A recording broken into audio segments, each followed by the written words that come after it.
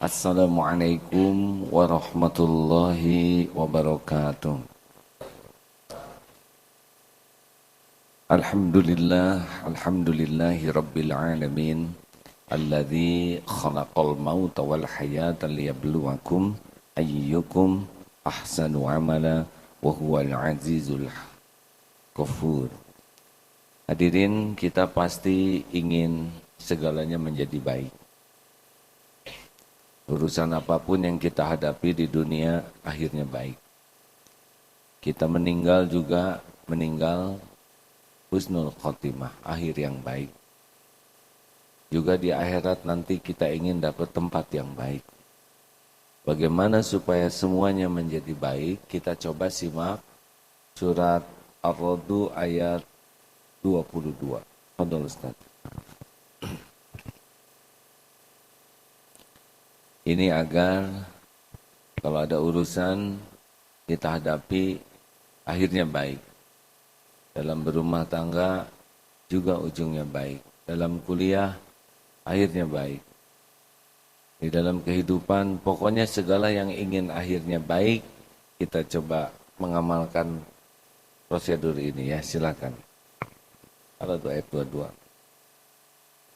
Surat Ar-Ra'd ayat 22 surat ke-13. A'udzu billahi minasy syaithanir rajim. Walladzina sabaru ibtigha'a wajhi rabbihim وأقاموا الصلاة وأنفقوا مما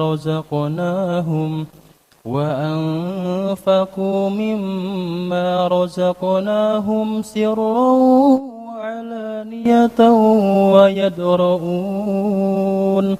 ويدرؤون بالحسنة السيئة أولئك لهم عقبى الدار. Dan orang-orang yang sabar karena mencari keridhaan Allah Tuhannya, wa aqamus shalah, mendirikan salat, wa anfaqu mimma razaqnahum sirran wa alaniyah, dan menafkahkan sebagian rizki yang kami berikan kepadanya sir, secara sembunyi atau terang-terangan untuk jadi contoh, serta wayadra'una bil hasanati sayyi'at, menolak kejahatan dengan sikap yang baik. Ulaika lahum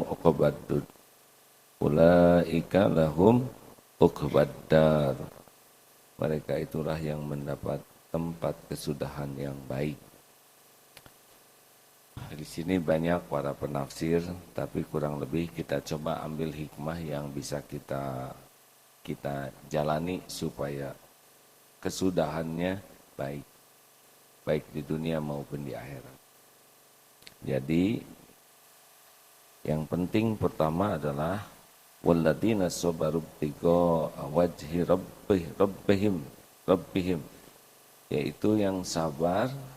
Sabarnya ini adalah sabar untuk mencari keridhaan Allah. Karena ada yang sabar kepaksa. Terus mau gimana lagi? Emang saya udah kayak gini, tinggal sabar. Nah, itu tidak mencari keridhaan Allah.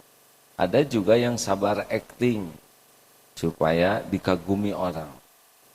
Dia sabar-sabarkan, tapi hatinya berontak.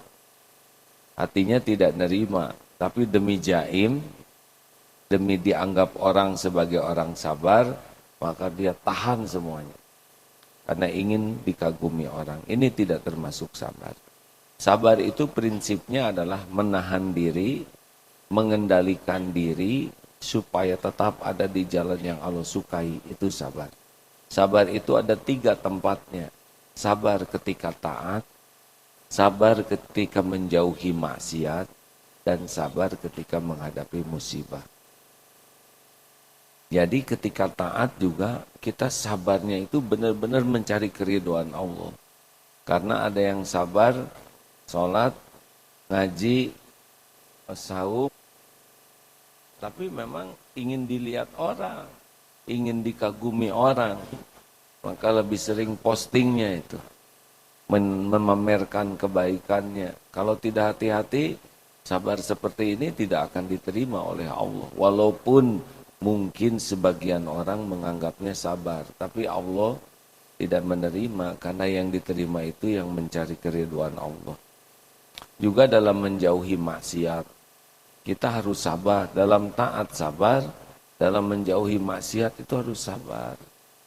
Sekarang begitu banyak peluang berbuat dosa, di masjid juga, di jalan, turun dari masjid saja sudah kita berpeluang untuk tergelincir. Ngobrol itu, kalau tidak hati-hati itu sudah menjadi ladang kita tempat berbuat maksiat. Karena dalam ngobrol ada ujub, ada ria, ada sombong, ada gibah, ada fitnah. Maka harus sabar kalau mau ngobrol tuh. Tidak boleh mendominasi sehingga kita jadi dosa. Tidak terlalu pentinglah ngobrol, yang penting falyakul khairan aw liyasmut. Dan sabar ketika menghadapi musibah. Gimana supaya sabar ketika menghadapi musibah? Salah satu kuncinya begini. Ketika kita ditimpa kepahitan, kita harus yakin bahwa kita ini milik Allah. Dan Allah berbuat apapun terhadap yang dimilikinya. Dan Allah kalau berbuat apa-apa pasti yang terbaik untuk yang dimilikinya. Kalau beriman, benar? Selama ini saja Allah tidak pernah berbuat buruk kepada kita. Setiap saat sepanjang hidup. Lalu kalaupun ada kepahitan, ujian, itu pun pasti bukan karena mau berbuat buruk kepada kita. Ujian itu untuk menggugurkan dosa kita, ujian itu untuk mengangkat kita ke satu kedudukan yang tidak teraih oleh ibadah kita, tapi teraihnya justru oleh ujian hidup. Juga dengan ujian kepahitan Allah memberikan pahala yang luar biasa melimpahnya kalau sabar. Maka kalau kita menghadapi sesuatu yang tidak cocok ya sabar. Tapi sabarnya bukan sabar kepepet ya. Sabar karena yakin ini ujian datang dari Allah, ini ujian sudah diukur oleh Allah, ini ujian terjadi dengan izin Allah, ini ujian hidup pasti membawa kebaikan. Dan Allah juga yang bisa mengakhiri ujian ini. Maka bersikaplah yang Allah sukai, yaitu sabar. Wabasyiris sabirin, dan berikan kabar gembira bagi yang sabar. Tidak ada yang gagal orang sabar tuh hadirin. Kesabaran itu adalah gerbang kesuksesan dunia akhirat. Makanya disebutnya tawassobis sabr, saling berwasiat dalam kesabaran. Yang kedua, tadi apa? Kalau sudah, jadi pasangan sabar itu adalah sholat. Wasta'inu sabri wassalah. Walaupun dalam sholat juga harus ada sabar, tapi harus tinggi kualitas. Jadi gimana nih caranya supaya sholat kita khusyuk? Kata kunci terpenting sholat khusyuk adalah yakin bahwa segala urusan itu hanya bisa selesai kalau Allah nolong. Jadi bulatnya hati, penolong itu hanya Allah, dan sholat itu adalah pintunya mendapat pertolongan Allah. Jelas tidak hadirin? Ketika kita yakin ini, tidak ada nih yang bisa nolong saya dalam apapun masalah yang saya hadapi ini. Tidak ada nih selain Allah yang menguasai, yang saya inginkan, saya cemaskan, saya harapkan.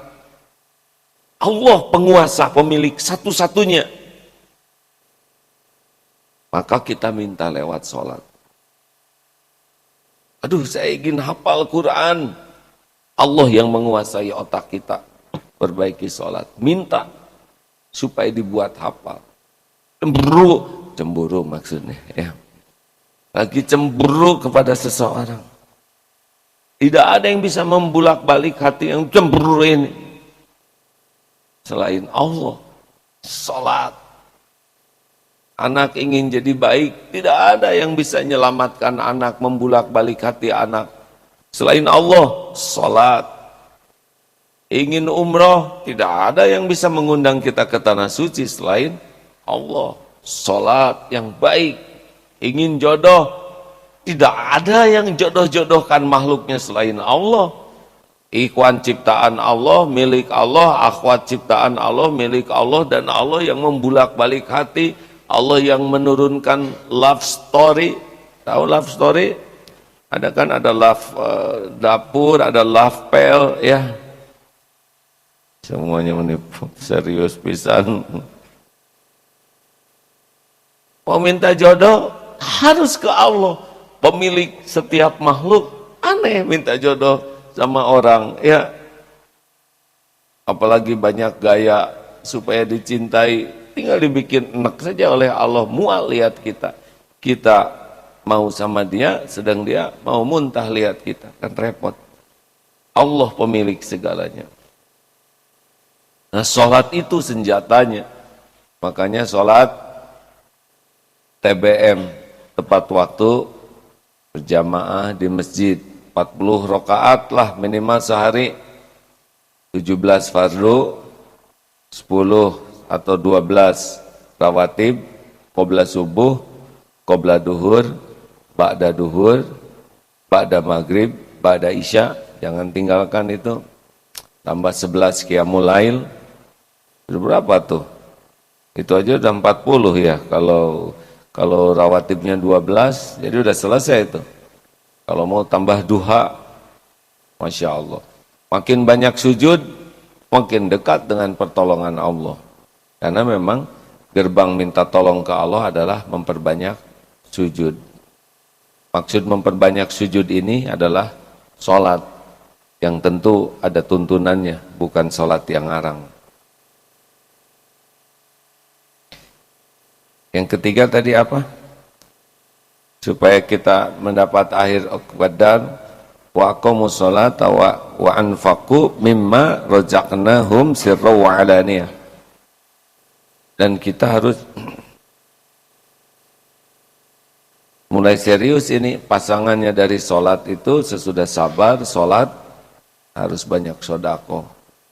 Dan sodako itu jangan hanya yang diketahui orang saja. Kita harus punya sodako yang rahasia.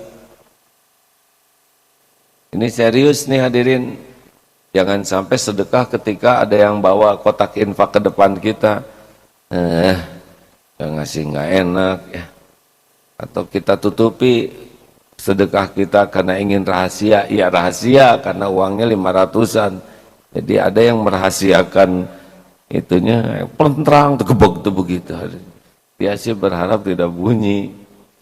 Jadi ada yang merahasiakan sedekah karena malu sedikit. Ayo kita lebih serius lagi mengalokasikan dana untuk sedekah. Coba gini aja, latih kalau punya uang, potong 5%, langsung aja buat sedekah. Ini santri nih, para calon pengusaha, dapat misalkan 1 juta, potong 5%. Masukin amplop untuk dana sedekah. Dapat 100 juta, potong 5%, berarti berapa? 5 juta ya, gak usah banyak pikir, potong. Gak miskin-miskin, naik, potong 10%. Dapat 100 juta, 10 juta, udah masukin amplop, gak usah rewel. Tidak miskin juga, naik, potong 20%.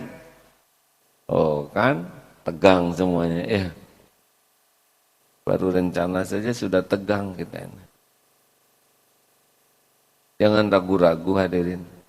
Nanti ada yang sembunyi-sembunyi, ada yang terang-terangan. Masya Allah. Dan yang ke berapa selanjutnya? Yang keempat apa? Sirawadaniyah. Wa yadra'una bil hasanatis sayyi'ah. Dan menolak keburukan dengan cara yang baik. Kalau kita berhadapan dengan orang-orang yang tidak berbuat baik kepada kita, itu pun izin Allah hadirin. ada yang menghina, ada yang meremehkan kita, bahkan ada yang memfitnah. Itu ladang bagi kita, ya, ladang untuk mempraktekkan ini. Idfa billati hiya ahsan. Tolak keburukan dengan cara yang lebih baik. Kalau dia menghina, kita hina lagi. Kalau dia mencemooh, kita cemooh lagi. Kalau dia marah, kita marahin lagi. Kalau dia membeberkan aib, kita beberkan aib. Terus mau apa sekolah tinggi-tinggi kalau bisanya cuma niru kejelekan orang?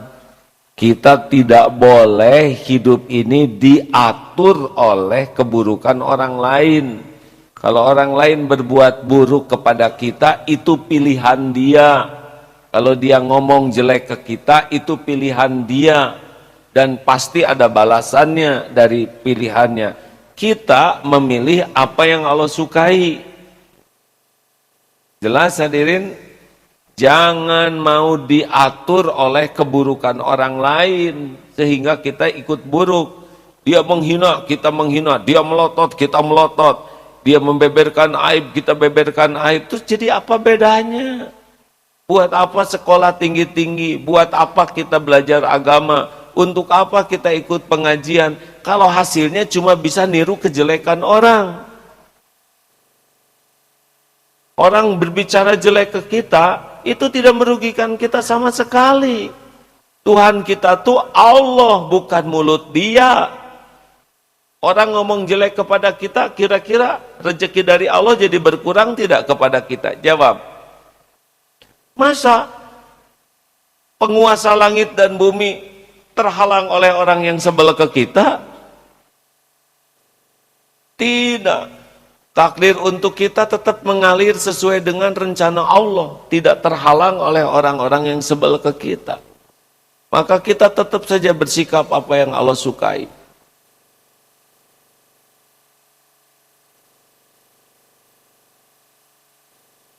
Jelas?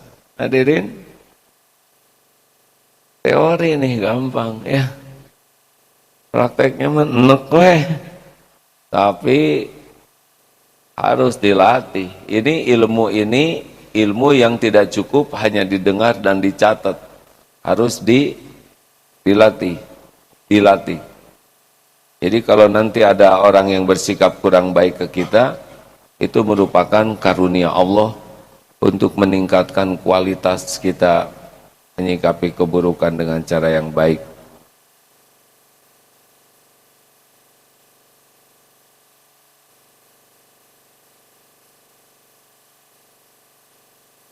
Kalau saya diam, berarti saya sedang menghormati yang ngobrol, ya. Ketika saya ngobrol, apa diam? Jadi dia diam. Jelas? Udah segitu. Oh, yang terakhir, yaitu belajar. Kalau ada orang marah ke kita, ya, kita harus bersyukur, bukan kita yang jadi pemarah. Kalau orang menipu kita harus bersyukur, bukan kita yang jadi penipu. Dan kita belajar, bukannya kita membalas, tapi belajar dari perbuatan buruk orang lain supaya kita tidak melakukan hal yang sama. Jadi kalau orang bersikap kurang baik kepada kita, itu tuh Allah tuh memberikan banyak hikmah. Satu, ya, Allah menunjukkan ada akhlak buruk yang jangan sampai kita melakukan hal yang sama. Oh ya, dia tidak tepat waktu. Oh, dia mengingkari janji. Oh, dia kata-katanya tidak cocok dengan kelakuan. Ini pelajaran bagi saya, supaya saya tidak melakukan hal yang sama. Yang kedua yang seperti tadi, belajar bersabar menyikapi keburukan orang. Yang ketiga, balas dengan kebaikan. Nanti Allah membalikan hati dia jadi baik. Tapi harus ikhlas, ya. Di dalam menghadapi segalanya tuh tidak untuk acting, bukan untuk dikagumi orang, bukan untuk dipuji orang, bukan untuk mencari kedudukan di sisi orang. Ini penting hadirin ya, karena kita tuh suka jaim ya. Yang merusak semua amal kita tuh adalah kita ingin kedudukan. Ngarep-ngarep sesuatu dari orang lain. Padahal jelas, wa may yatawakkal 'alallah fahuwa hasbuh. Barang siapa yang tawakal kepada Allah, Allah cukupi. Allah tahu keperluan kita. Kita sering berdoa, ya Allah tolonglah saya. Mulut berharap dari Allah, tapi hati sering berharap dari makhluk. Makin hati ini berharap dari makhluk, makin tidak nyambung dengan saluran tawakal. Harusnya seiring dengan lisan meminta hanya dari Allah, hati juga putus berharap dari selain Allah. Ini dilatih hadirin, karena kita sering gelisah, sering kecewa, sering terluka, karena hati kita nyandar berharap dari makhluk untuk kepentingan pribadi kita. Tersinggung, sakit hati, karena kita ingin dihormati, ingin dipuji, ingin dikagumi, ingin dihargai, ingin diberi, ingin dicintai, termasuk ingin dicintai. Sakit itu hati itu. Padahal kita tidak bisa maksa orang mencintai kita. Cintai saya, nggak bisa. Cintai loh, gimana? Yang ngebulak-balik hati itu adalah Allah. Makanya para lelaki, calon suami, udah nikah belum dek? Belum ya memang harus punya modal ya. Saya kriteria calon istri saya tuh satu, solehah, hafizah. Saya maunya yang seperti itu. Ya bagus-bagus. Tapi kan yang penting bukan saudara yang mau, yang dianya mau nggak sama saudara. Nah yang ngebulak-balik hati adalah Allah. Makanya kalau lamaran ditolak ya nggak apa-apa. Ya, kalau bukan jodoh mah pasti nggak jadi. Kalau udah waktunya jodoh ya pasti jadi. Ya Allah yang menentukan. Wah persaingan ketat nggak ngepek. Mau persaingan seketat apapun tetap saja satu-satunya yang menakdirkan jodoh adalah Allah. Jelas men? Amen. Ya, bro, jelas. Jadi jangan risau. Ini kompetitor saya orangnya ganteng, yang ini kaya, yang ini gelarnya tinggi, yang ini hafal Quran. Sedang saya punya apa? Ya terima aja. Ya kalau nggak kepilih, tenanglah hadirin. Allah mah tidak pernah bingung di dalam mengurus hamba-hambanya.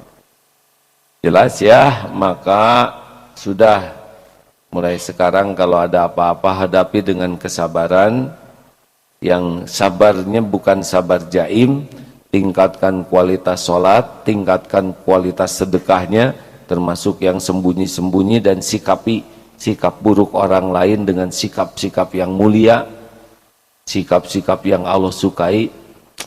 Allah nanti yang mengurus semuanya berakhir dengan baik. Wallahu alam, itulah yang dapat saya pelajari saat ini, saya pahami dari beberapa tulisan para ahli tafsir. Mudah-mudahan ada hikmah dan manfaatnya. Terima kasih sahabat-sahabat sekalian. Insya Allah kajian sore di Darut Tauhid dan malam nanti silakan bagi yang berkenan hadir. Selanjutnya kita sambung dengan guru kita. Waalaikumsalam warahmatullahi wabarakatuh. Apa kabar? Senang dengar suara Bapak. Semoga diberikan usia panjang yang penuh berkah, diberikan nikmat ibadah dan nikmat istiqomah. Amin ya rabbal alamin. Bagaimana Pak? Baru pulang dari Tanah Suci, sepi. Alhamdulillah. Baru lihat itu Pak Miftah tawaf sepi.